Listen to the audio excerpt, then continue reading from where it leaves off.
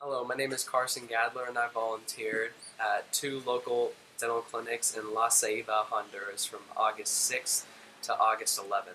So overall the trip was wonderful, and basically to start off with the basics, a Broader Views coordinator here in the country was amazing. Raphael helped me out a lot with transitioning into the country, and for sure I know without him this would be a bit difficult. I'd be kind of lost, but he made it very easy selling into the country. And then also other things about the program that surprised me a lot. First of all was that I was actually able to do a few procedures and give anesthesia under like very close supervision, which I was very surprised about because I thought coming down here the only thing I'd be able to do in the hospital was just assisting with patients and cleaning tools and just doing very basic stuff like that. But I actually got to do a lot of things that even first year dental students don't really necessarily get to experience, which is that's amazing. And then the accommodation, what surprised me about that was that we had fast Wi-Fi and internet. And the reason it surprised me was because in the orientation guide I was sent, it told me not to expect this, and that in order to get Wi-Fi you have to go to like stores or restaurants or places like that. But we had everything we needed all here. And the country, what was very surprising about the country is that it was actually very green and beautiful here. I had seen pictures of La Ceiba before, and it looked like a very urban environment, although there's a lot of greenery here, a lot of trees, and then the mountains and everything right around us. So it is urban, but at the same time it's very beautiful and green as well. And then so difficult things to experience at the program.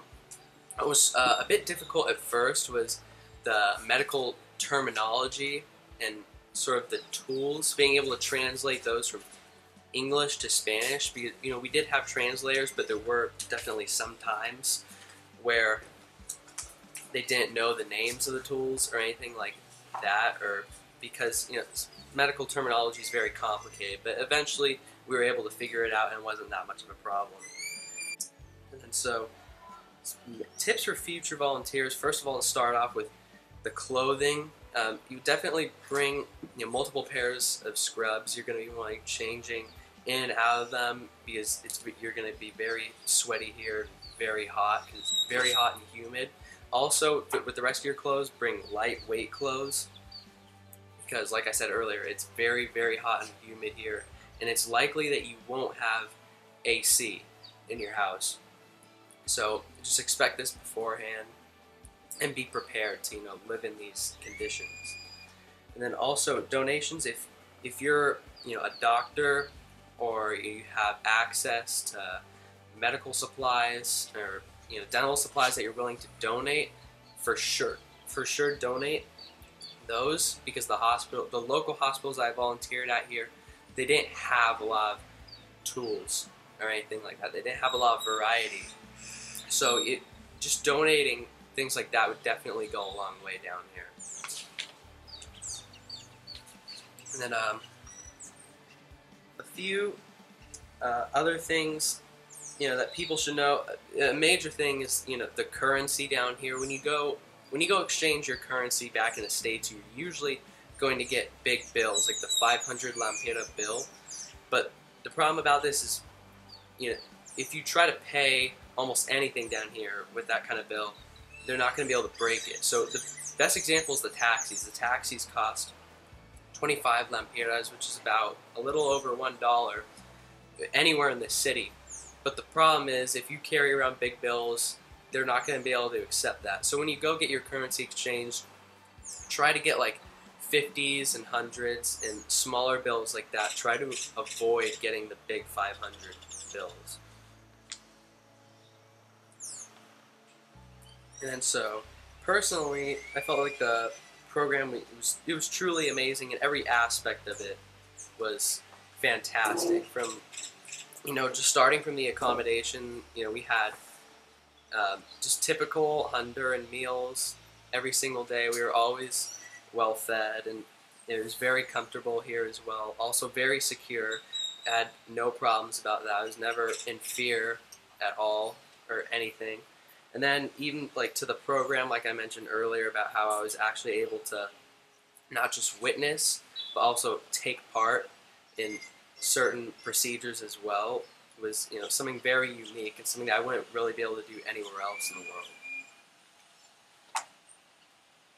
And then so, like I was talking about earlier, the accommodations was great. It wasn't anything fancy or anything like that, although it was definitely very comfortable and something that you could easily transition into. And then the house, what was also great about the accommodation is that the house had fast internet, which is allowed me to contact my family every night back in the States, which is really nice. And like I mentioned earlier, we had meals every day. There's great food here, a bunch of basically a different dish every single day.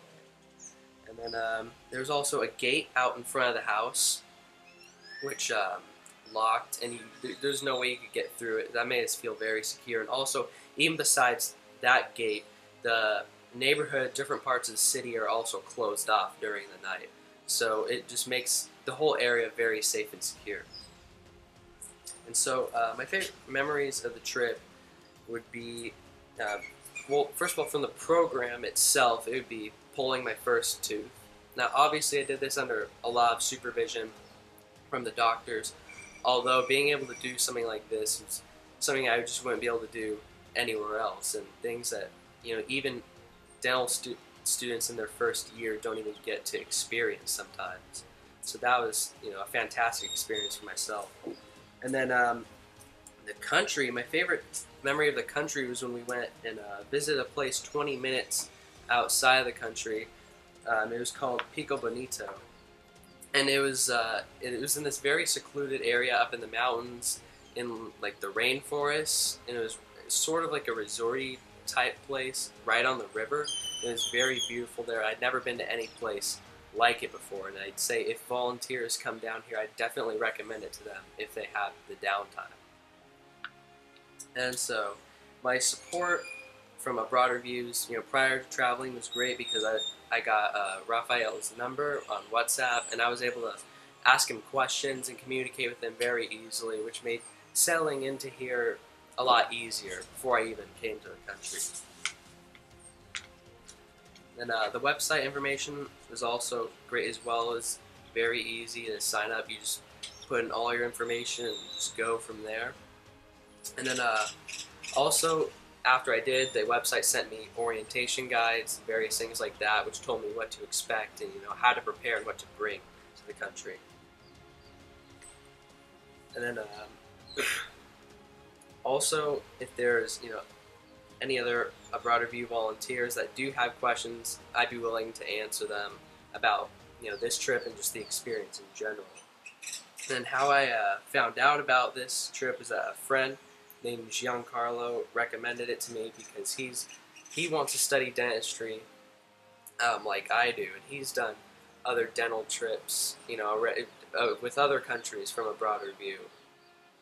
And it's a fantastic experience, especially if you want to go into dentistry or the medical field. They offer experiences like this where you could not just learn or not just like watch like that, but you could also take part as well under very close supervision. But you could also do things instead of just watching them get done, which is something you can't really do anywhere else in the world. And it's a very unique experience.